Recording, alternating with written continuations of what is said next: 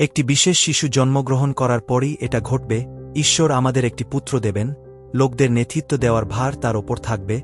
তার নাম হবে আশ্চর্যমন্ত্রী, ক্ষমতাবান ঈশ্বর, চিরজীবী পিতা, শান্তির রাজকুমার।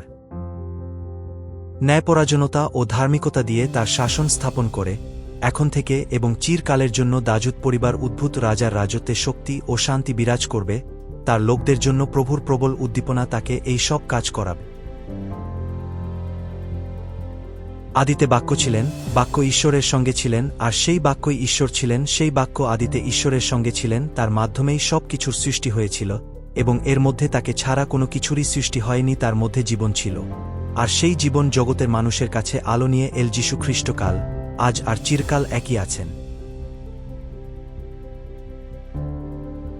যে পুত্রকে অস্বীকার করে সে পিতা ঈশ্বরকেও পায় না, কিন্তু যে পুত্রকে গ্রহণ করে সে পিতা ঈশ্বরকেও পেয়েছে। শুরু থেকে তোমরা যা শুনে আসছ সেই সব বিষয় অবশ্যই তোমাদের অন্তরে রেখো। শুরু থেকে তোমরা যা শুনেছ তা যদি তোমাদের অন্তরে থাকে, তবে তোমরা পিতা ঈশ্বর ও তার পুত্রের সাহচর্যে থাকবে। আর ঈশ্বর এটাই আমাদের দেবেন বলে প্রতিশ্রুতি দিয়েছেন, তা হল অনন্ত জীবন।